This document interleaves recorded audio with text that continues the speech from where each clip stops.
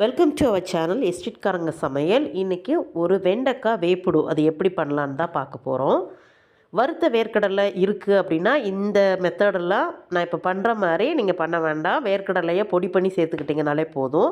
நான் பச்சை வேர்க்கடலைங்கிறதுனால அதை வறுத்து ஆற வச்சு தொலியெல்லாம் எடுத்துட்டு மிக்ஸி ஜாரில், அதாவது இந்த மாதிரி தொலியெல்லாம் எடுத்ததுக்கப்புறம் மிக்ஸி ஜாரில் ரொம்ப நைஸாக அரைச்சிடாதீங்க, குறப்பாக இந்த மாதிரி அரைச்சி எடுத்து வச்சுக்கோங்க.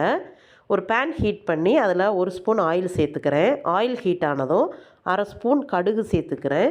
கடுகு பொரிஞ்சதும் 2 காஞ்ச மிளகாவை குட்டி குட்டியாக கட் பண்ணி எடுத்து வச்சுருக்கேன், அதையும் சேர்த்து வதக்கி விட்டுட்டு 2 பச்சை மிளகாவும் குட்டி குட்டியாக கட் பண்ணி எடுத்து வச்சுருக்கேன், அதையும் சேர்த்து வதக்கிக்கலாம். அது கூட ஒரு 5 பல் பூண்டை தொலியோட சதைச்சி இதில் சேர்த்துருக்கேன், அதையும் நல்லா வதக்கி விட்டுக்கோங்க. அதோட பச்சை மணம் லைட்டாக போகட்டும். இதில் 2 தண்டு கருவேப்பிலையும் சேர்த்துக்கோங்க, நல்லா வதக்கி விட்டுக்கலாம்.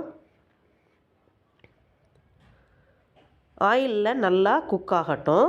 இப்போது நான் குட்டியாக சின்ன சைஸில் ஒரு பெரிய வெங்காயம் எடுத்து அதை குட்டி குட்டியாக கட் பண்ணி எடுத்து வச்சுருக்கேன், அதையும் சேர்த்து ரொம்பையும் கலர் சேஞ்ச் ஆகணும்னு அவசியம் இல்லை, இந்த மாதிரி கண்ணாடி பதம் இருந்தாலே போதுமானது. இது கூட ஒரு 1/4 ஸ்பூன் மஞ்சள் பொடி, 1/4 ஸ்பூன் வத்தல் பொடி சேர்த்துக்கோங்க. இதை நல்லா இந்த ஆயில்லையே அதோட பச்சை மணம் போகிற அளவுக்கு நல்லா வதக்கி விட்டுக்கலாம்.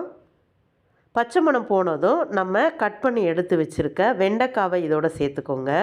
நான் இன்றைக்கி ஒரு 200 கிராம் அளவுக்கு வெண்டைக்காய் எடுத்து கட் பண்ணி வச்சுருக்கேன், அதை நான் சேர்த்துக்கிட்டேன். நல்லா நம்ம ஆயிலில் அந்த மசாலாவோடையும் வெண்டைக்காய் நல்லா மிக்ஸ் ஆகிற அளவுக்கு நல்லா கிண்டி விட்டுக்கோங்க. நல்லா இந்த ஆயில்லையே வெண்டைக்காய் நல்லா குக் ஆகட்டும். இப்போ நம்ம கொஞ்சமாக உப்பு சேர்த்துக்கலாம். உப்பு சேர்த்து நல்லா மிக்ஸ் பண்ணி விட்டு லோ ஃப்ளேமில் வச்சு குக் பண்ணுங்கள். அடியில் பிடிக்காத அளவுக்கு அப்பப்போ கிண்டி விட்டுக்கோங்க.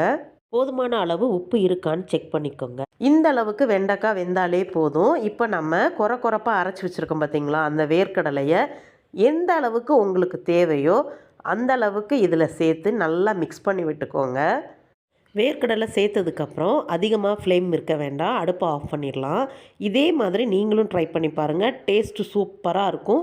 உங்களுக்கு இந்த வீடியோ பிடிச்சிருந்தா நம்மளோட சேனலை மறக்காமல் சப்ஸ்கிரைப் பண்ணுங்கள்.